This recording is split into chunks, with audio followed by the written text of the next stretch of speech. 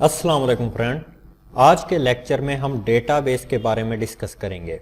Database होता क्या है और इसका कनेक्शन किस तरह बनाया जाता है और हम डेटाबेस से अपने डेटा को वेब पेज के ऊपर किस तरह ला सकते हैं, इसके बारे में डिस्कशन करेंगे। बेसिकली डेटाबेस एक वो स्पेस होती है जहां पे हम रोज एंड कॉलम में डेटा स्टोर करते हैं। चलें स्टार्ट करते हैं। मैं साथ साथ प्रैक्टिकल करके दिखा देता हूं। मैंने लास्ट टाइम आपको एक एग्जाम सॉफ्टवेयर का बताया था जब हमने पीएचपी स्टार्ट की थी। इसमें हमारे पास अपाची सर्वर और माई एसक्यूएल सर्वर की ज़रूरत होती है। मैंने बताया था कि अपाची सर्वर को पीएचपी कोड रन करने के लिए इस्तेमाल किया जाता है और माई एसक्यूएल सर्वर डेटाबेस के लिए इस्तेमाल होता है। जब तक ये दोनों रन नहीं होंगे हमारी वेबसाइट जो पीएचपी में बनी होगी वो काम नहीं करेगी। चले हम इसको स्टार्ट कर देते हैं। स्टार्ट करने के बाद डेटाबेस के ऊपर हम किस तरह एक्सेस कर सकते हैं, किस तरह डेटाबेस हम बना सकते हैं, किस तरह उसके टेबल बनते हैं और किस तरह हम उसके रो कॉलम बना सकते हैं, इसके बारे में डिस्कस करेंगे।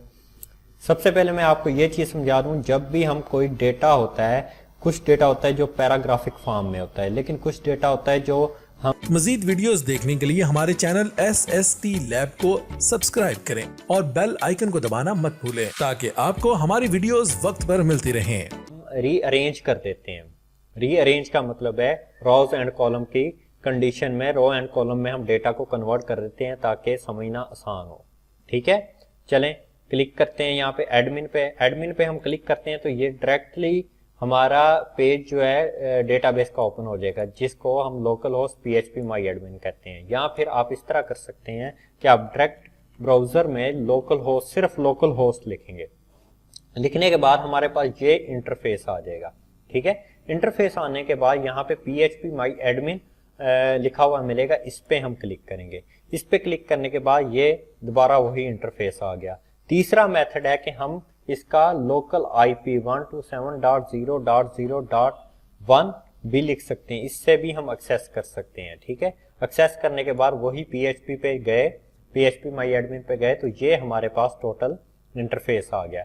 इसमें सबसे पहले जो हमारा 127.0.0.1 जहाँ लोकल होस्ट हम लिखते हैं, ये सर्वर नेम होता है। ये IP या ये जो नेम है ये लोकल सर्वर के लिए यूज किया जाता है।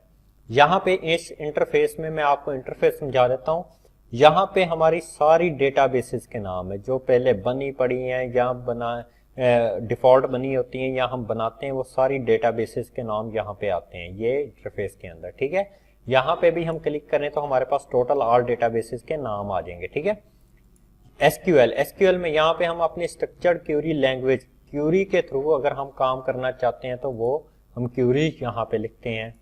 ठीक है, स्टेटस के अंदर हमारी डेटाबेस के टोटल ट्रैफिक, डेटा के बारे में, कितनी रिसीविंग डेटा हुआ है, कितना सेंड हुआ है, टोटल डेटा कितना है, इस तरह की सारी इंफॉर्मेशन होती है। ठीक है, यूजर अकाउंट होते हैं, इस डेटाबेस को एक्सेस करने के लिए अकाउंट्स बनाए जाते हैं। डिफॉल्ट तो लोकल होस्ट या 127.0.0.1 या फिर आपके ही सिस्टम का जो IP होता है उसको एक्सेस करने के लिए यूज किया जाता है।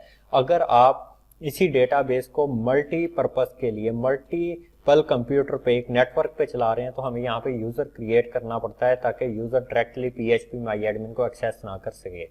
एक्सपोर्ट, जब भी आपने डेटाबेस एक सिस्टम से दूसरे सिस्टम में कॉपी करनी है तो उसके लिए एक्सपोर्ट यूज किया जाता है। ठीक है, यहाँ से हम डेटाबेस को सिलेक्ट करते हैं।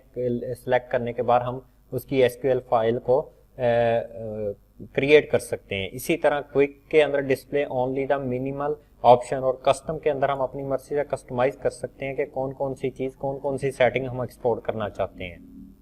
इंपोर्ट, जब भी किसी डेटाबेस को अपने प्रोजेक्ट में, अपने सिस्टम में हमने इंपोर्ट करना होता है, अपने सिस्टम में कोई सॉफ्टवेयर चलाना होता है, उसके लिए हम इंपोर्ट यूज करते हैं, जिसमें हम फॉर्मेट SQL फाइल या SQL.zip फाइल को यूज कर सकते हैं। यहाँ पे एक लिमिट दी गई है कि हम मैक्सिमम साइज 40 MB का डेटाबेस ही अपलोड कर सकते हैं। ये डिफॉल्ट वैल्यू होती है, इसको हम सेटिंग में जाके चेंज भी कर सकते हैं।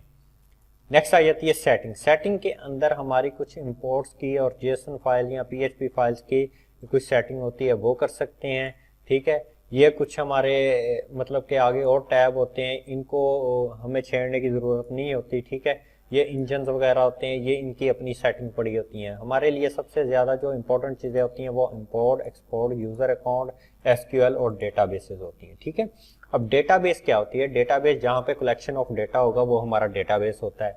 ठीक है, डेटाबेस ये ऑलरेडी बनी पड़ी हैं, लेकिन जब हम अपनी डेटाबेस बनाना चाहते हैं तो हम न्यू पे क्लिक करते हैं। न्यू पे क्लिक करने के बाद यहाँ पे हमारे पास क्रिएट डेटाबेस का ऑप्शन आ जाएगा। क्रिएट डेटाबेस में हम कोई भी डेटाबेस का नाम लिख देंगे, जैसे SST लैब। ये हमारी मर्जी है, हम जो भी नाम लिखें, लेकिन कोशिश करें कि डेटाबेस के नेम के अंदर स्पेस या नंबर से ना स्टार्ट हो। ठीक है, यहाँ पे हम इस डेटाबेस को क्रिएट कर देते हैं।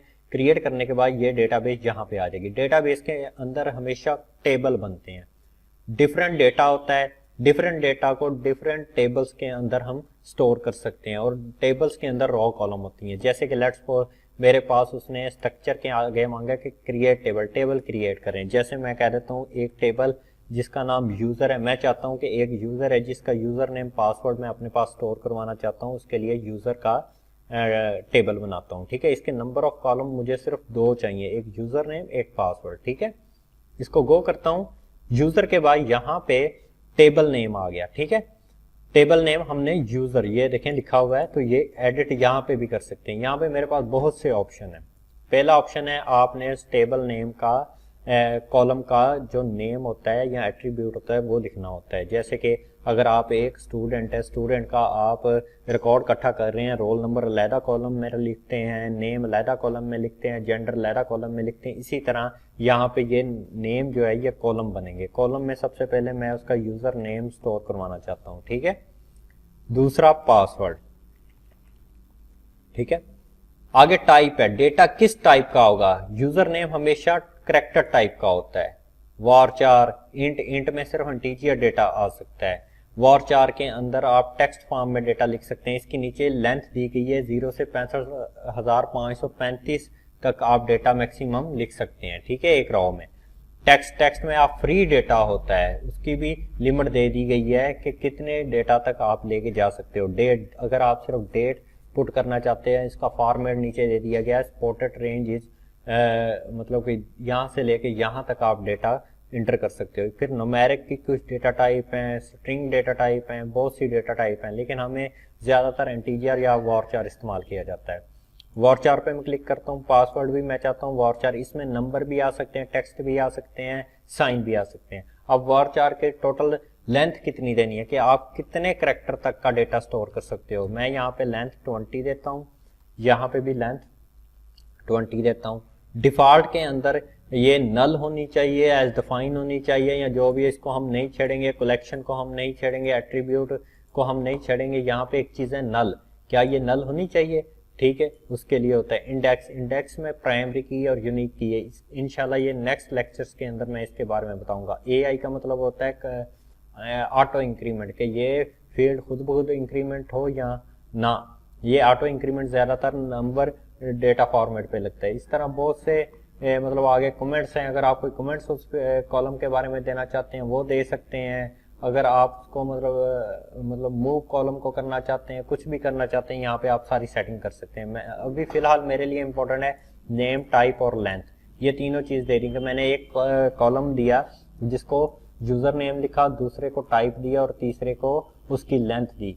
और इसी तरह पासवर्ड के लिए भी मैंने उसका नेम लिखा, पासवर्ड स्टोर करवाने के लिए टाइप उसकी वारचार दे दी और उसकी लेंथ दे दी। इसके बाद मैं इसको सेव कर दूंगा। जैसे ही मैं सेव करूंगा तो ये देखें SST लैब के अंदर एक टेबल बन गया। ठीक है, टेबल का यूजर नेम और पासवर्ड 2 फील्ड है। अगर आप चाहते हैं एक और नया टेबल बनाना तो आप यहाँ पे न्यू पे क्लिक करने के बाद आपके पास इस तरह होगा। जिस डेटाबेस पे जाएंगे वहाँ पे न्यू का ऑप्शन होगा, उसी डेटाबेस में उसका टेबल का स्ट्रक्चर बन जाएगा। यहाँ पे यूजर का डेटा एक टेबल बन गया है जिसके 2 कॉलम है, यूजर नेम एंड पासवर्ड। अब इसके जो नंबर ऑफ रिकॉर्ड्स होते हैं वो हमारे रोज होती हैं। टोटल नंबर ऑफ रिकॉर्ड्स, 10 बंदों का रिकॉर्ड एंटर करना है तो 10 रोज बनेंगी। ठीक है, अब जब टेबल के ऊपर हम आते हैं तो स्ट्रक्चर के अंदर कुछ एक चीज इंसर्ट मतलब के ऐड हो जाती है। इसमें ब्राउज, जब भी हम मेन डेटाबेस PHP पे क्लिक करते हैं तो यहाँ पे टैब कुछ और हैं, लेकिन टेबल पे क्लिक करते हैं तो टैब कुछ और रहते हैं। ब्राउज का मतलब जो जितनी भी आउटपुट है यहाँ पे हमारे पास शो हो रही है, कितना डेटा पड़ा है। स्ट्रक्चर का मतलब यहाँ पे है कि क्योंकि अभी टेबल सिलेक्टेड है तो यहाँ पे हमें पता चल जाता है कि टोटल नंबर ऑफ टेबल कितने हैं, और हर टेबल में स्ट्रक्चर के अंदर जिस टेबल पे क्लिक करेंगे उस टेबल की टोटल नंबर ऑफ, यहाँ पर हम डेटा इंसर्ट कर सकते हैं। ठीक है, कोई भी मतलब कि जैसे हमारे पास यूज़र के अंदर इस वक्त ब्राउज के अंदर डेटा नहीं पड़ा हुआ, हम यहाँ से इंसर्ट कर सकते हैं। जैसे मैं यहाँ पे एक यूज़र नेम उबैद लेता हूँ, और यहाँ पे उसका पासवर्ड 1122 कर देता हूँ, गो करता हूँ तो ब्राउज में जाके देखते हैं तो हमारे पास ये उबैद 1122 है। ठीक है, इसी तरह इंसर्ट हम करना चाहते हैं अली के अंदर 1212 पासवर्ड रख देता हूँ, गो किया तो ब्राउज में गया तो यहाँ पे सेकंड रिकॉर्ड हमारे पास अली 1212 आ गया। ये हमारा फर्स्ट रो है और ये हमारी सेकंड रो है। ठीक है, यहाँ पे डेटा हमेशा यूजर का डेटा जो है वो रोज की फॉर्म में स्टोर होता है। वो यूजर भी हो सकता है, वो प्रोडक्ट भी कोई हो सकती है। ठीक है, इसी तरह एसक्यूएल के अंदर जाके हम क्यूरी के थ्रू भी कर सकते हैं। जैसे क्यूरी के थ्रू इंसर्ट पे लिखा, उसने कहा इंसर्ट इनटू यूजर ने पासवर्ड की जगह पे यहाँ पे हम वैल्यूज वो वाली कॉमा सेपरेट करके लिखेंगे। जैसे मैं लिख देता हूँ रहमान और कॉमा लगा के दूसरा ऑप्शन लगा देता हूँ यहाँ पे 1 2 3 4। अच्छा, यहाँ पे गो करता हूँ, अगर यहाँ पे ये ग्रीन लाइन 1 रो इंसर्टेड ना लिखा हुआ है, इसका मतलब क्यूरी एरर है। फिलहाल क्यूरी हमारी ठीक है तो हमें मसला नहीं है। क्यूरी के अंदर अगर कोई कॉमा या कोई मसला आ जाता है तो हमारे लिए वो मतलब के डेटा इंसर्ट नहीं होगा। यहाँ पे ब्राउज पे जाता हूँ तो ये देखिए रहमान 1 2 3 4। यहाँ पे हम इंसर्शन के थ्रू मतलब के इंटरफेस के थ्रू डेटा एंटर कर सकते हैं और क्यूरी के थ्रू भी डेटा एंटर कर सकते हैं। अब जब हम PHP में इसको यूज करेंगे तो ये क्यूरी के थ्रू हमारा डेटा एंटर होगा। ठीक है, लेकिन वहां पे हम इंटरफेस बनाएंगे यूजर इंटरफेस। ठीक है, यूजर इंटरफेस से क्यूरी रन होगी और क्यूरी से हमारा डेटा डेटाबेस में आएगा। आज की क्लास में हमने ये देखा कि डेटाबेस किस तरह बनाते हैं और उसके अंदर टेबल किस तरह बनाते हैं, टेबल में कॉलम किस तरह बनाते हैं। ठीक है, अगली क्लास में हम इंशाल्लाह अपने डेटाबेस को PHP के साथ कनेक्शन बनाएंगे ताकि हम अपना डेटा जो भी है डेटा के इंसर्ट करना है या लॉगिन करवाना है, कुछ भी करवाना है तो हम वो वेब के थ्रू इंटरफेस के थ्रू ही वो करवाएं ताकि यूजर के लिए आसानी हो। तब तक के लिए